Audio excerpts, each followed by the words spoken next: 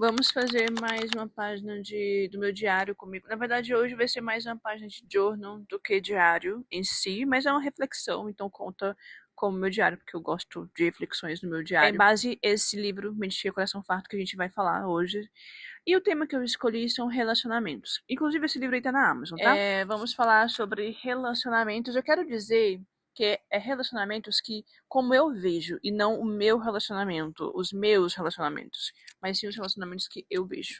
Quero falar dos outros hoje. Bem, é o seguinte, hoje em dia eu sinto, né, a minha visão das coisas. Muitos relacionamentos não duram porque as pessoas querem um vínculo de um relacionamento, mas não querem o trabalho que vem junto com ele.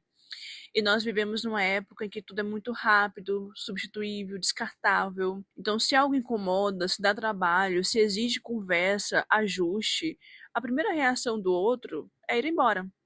Existe sempre a sensação de que pode aparecer alguém melhor, mais fácil, mais alinhado, e isso faz com que as pessoas desistam rápido demais umas das outras. Na minha visão também, eu acho que as redes sociais têm uma influência gigante nos relacionamentos hoje em dia. Não que ela seja a culpada dos relacionamentos acabarem, mas elas têm sim uma grande influência, principalmente no jeito como as pessoas se envolvem e no quão fácil elas acham de desistir.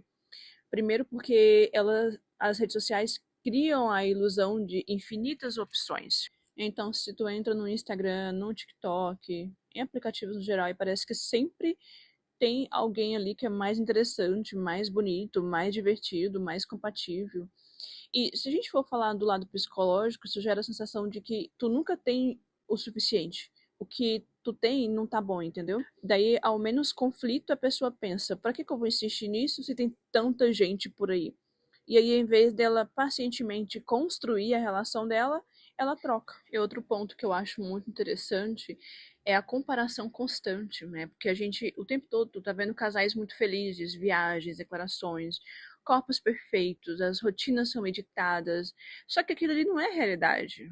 Só que, mesmo assim, o nosso cérebro se compara, porque o nosso cérebro não sabe diferenciar o que é realidade e o que não é do que a gente vê na rede social, entendeu? A pessoa começa a achar que o relacionamento dela é fraco, é monótono, ou então é errado. E assim, sendo muito sincera contigo, eu sou muito desconfiada com casais que postam fotos e vídeos de família de comercial de margarina, sabe? Tá todo mundo muito feliz o tempo todo. Porque eu já conheci pessoalmente muitos casais que nas redes sociais eles eram incríveis, era um casal perfeito, uma família incrível, mas na vida real brigavam muito, é, tinha muitas desavenças e tipo, era como dizia algumas esposas e alguns maridos, era um inferno. Eu acredito que esses casais que vivem no off, assim, que são poucos mostrados, eles têm um relacionamento mais saudável, penso eu. Talvez não, mas eu acredito muito nessa teoria de que quando a pessoa tá feliz, ela não tem a necessidade de mostrar. Parece que ela tem muito mais necessidade de mostrar as coisas quando não tá bem, porque parece que precisa provar alguma coisa, entendeu? Só que assim, provar pra quem, né? Se tem uma coisa que eu não gosto e que eu não faço, é ficar provando pros outros o que eu sou, o que eu faço. Eu não gosto disso, gente. Tipo assim, eu não vou postar uma coisa só pra provar que eu sou boa naquilo, entendeu? Se eu sou boa e pronto. Se meu relacionamento é feliz e pronto. Se não é, não é e pronto. Então, eu penso assim, obviamente sou assim, mas eu entendo que muita gente não é assim. Por isso, não se compare com os relacionamentos de rede social. Eu sempre falo isso quando vem alguma amiga minha chorar dos relacionamentos dela ou amigo, porque tem muito homem insatisfeito no casamento também. E geralmente são problemas que são resolvíveis. Essa palavra existe? Se não existe, acabei de inventar. Tem problemas que são resolvíveis. A pessoa, ela vive em um relacionamento real, só que por causa do que ela vê nas redes sociais, ela acha que não. Mas o relacionamento de verdade, ele é assim, gente. Ele tem a fase do tédio, ele tem essa fase monótona. Se a fase da paixão, ela vai passar, que é a fase é o começo, né? É aquela parte que o nosso coração ainda bate mais forte, que tem um friozinho na barriga. Essa fase vai passar. E o amor, ele é calmo, entendeu? O amor não é pra te deixar angustiada, te deixar ansiosa. E as redes sociais também estimulam muito o prazer imediato, né? Tudo muito rápido, curtida, mensagem, visualização, resposta rápida. E tudo isso ativa o sistema de recompensa do cérebro. O relacionamento real que a gente vive fora das redes sociais é algo que exige espera, conversas difíceis, uma construção lenta. Daí muita gente perde o interesse porque não tem o mesmo estímulo rápido que o digital oferece. Enfim, gente, são muitas questões, né? Também tem a questão da validação externa, muita gente mede o próprio valor pela atenção que recebe online. Imagina só, gente, tu medita o próprio valor pelo que tu recebe digitalmente, online.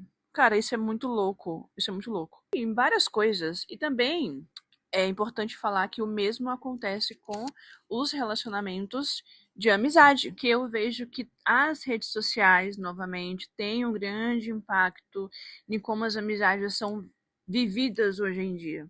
Primeiro porque, de novo, ela cria uma falsa sensação de proximidade. Tu vê a vida da pessoa todos os dias, curte uma foto, reage a uma story, manda um emoji, e daí isso dá a impressão de que o vínculo está sendo mantido por essas pequenas interações que tu tem. Só que não tá, porque psicologicamente o cérebro entende aquilo como contato, mas emocionalmente não existe uma troca real.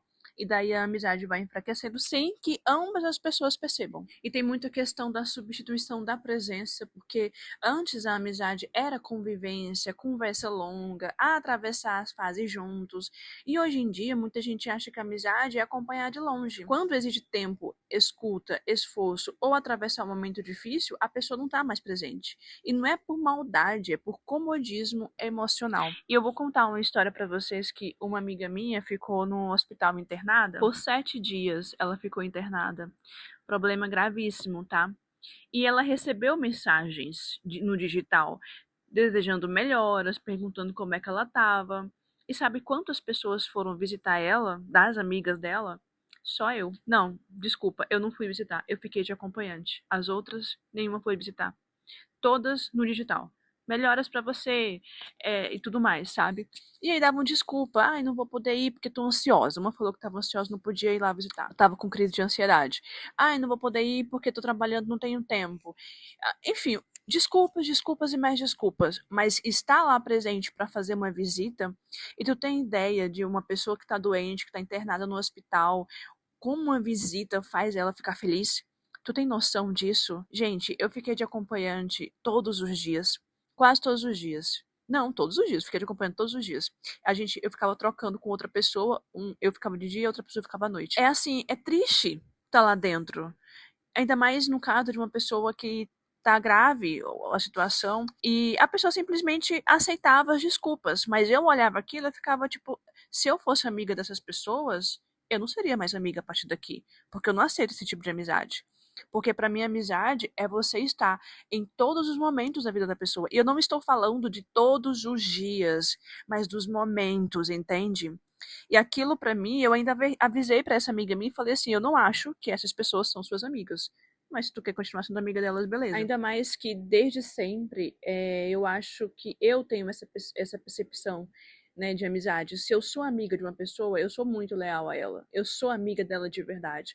Eu vou estar com ela, eu vou estar torcendo por ela, eu vou nos momentos bons, nos momentos ruins, eu vou estar ali presente com ela. E eu sinto que hoje em dia as pessoas não são bem assim, sabe? Eu não sou uma pessoa acomodada em amizade. Então, se tu é meu amigo, tu é meu amigo, cara. E aí, quando eu vi que ela simplesmente, essa amiga minha que estava internada, aceitou essas amizades assim, eu fiquei um pouco triste por ela, sabe? Mas, se ela aceitou, quem sou eu, né, pra falar alguma coisa? A única coisa que eu falo é que comigo não é assim que funciona. Enfim, voltando a falar das redes sociais, eu acho também que as redes sociais alimentam muito o individualismo, porque cada um focado no próprio negócio, no próprio feed, na própria imagem, no próprio ritmo. E a amizade passa a ser algo que entra na agenda só se não atrapalhar, né? Porque quando vira esforço, deixa de ser prioridade. Eu gosto sempre de avisar as minhas amigas quando eu estou com o mês cheio, por exemplo, o mês passado, todos os fins de semana meus já estavam ocupados, né? Porque eu tinha compromissos que eu não podia desmarcar.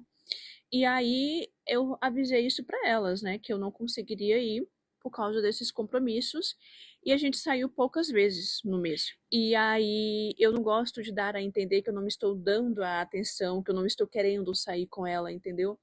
Eu sempre deixo claro o que eu estou pensando, o que eu estou sentindo. Se eu não quero sair, eu falo. Se eu quero sair, eu falo. Mas de qualquer forma, eu sempre gosto de tirar um tempinho na minha agenda, na minha rotina, na minha vida, pra ir tomar um cafezinho com as minhas amigas e distrair com elas. Faz bem, isso ajuda muito na saúde mental e eu gosto de preservar esse tipo de autocuidado, porque isso é um tipo de autocuidado. E aí, gente, assim como nos relacionamentos amorosos, as redes sociais facilitam a fuga da responsabilidade, né? Porque é muito fácil tu se afastar sem se explicar, simplesmente parar de responder, desaparecer aos poucos. Aí não tem uma conversa difícil, não tem aquele encerramento. A amizade simplesmente vai morrendo por falta de cuidado. E no fim, muitas amizades acabam não por briga, né? Não por briga, nem por falta de carinho, mas por negligência emocional, porque ninguém regou, todo mundo achou que o outro entenderia. E aí, com isso, né, não tem como uma amizade sobreviver. Que a amizade, relacionamento amoroso, não sobrevive só de curtida ou de memes enviados. Sobrevive de presença, de escolha, de constância. Então é bom a gente ficar de olho, né, gente? Às vezes tu tá perdendo uma pessoa incrível na tua vida simplesmente porque tu não tá regando. E lembre-se, eu não estou falando de fazer isso todos os dias. Eu estou falando de constância, de momentos, de tu estar presente na vida da pessoa. E ao mesmo tempo que eu tenho observado que os relacionamentos, tanto amorosos como de amizades, estão cada vez mais frágeis, eu vejo que a dependência emocional está cada vez mais comum. É bizarro, assim, quando tu conhece uma pessoa de perto que é dependente emocional de outra pessoa. O relacionamento da pessoa é horrível, mas ela não consegue sair dele. Ela não quer sair dele, ela não enxerga. É uma coisa muito esquisita. E penso eu que isso acontece porque muita gente entra em uma relação não para compartilhar a vida, porque é para isso que tu entra na relação, né? Mas para preencher um vazio. E as pessoas que não se sentem suficientes acabam colocando no outro a responsabilidade de fazê-las se sentirem amadas, seguras e valiosas, a darem a validação para elas. As pessoas não entendem que amar envolve tu querer estar com a pessoa e não precisar estar com a pessoa. Querer algo e precisar de algo é duas coisas completamente diferentes. Eu não estou aqui falando que as redes sociais é uma grande vilã. Oh, meu Deus, não usem redes sociais. Eu uso redes sociais. Eu tenho todas as redes sociais, não todas, mas eu tenho TikTok, Instagram, YouTube. A que eu mais consumo é YouTube, porque eu gosto de vídeos longos. Eu sinto que eu fico mais calma assistindo vídeos longos. Não tem aquela hiperestimulação, entendeu?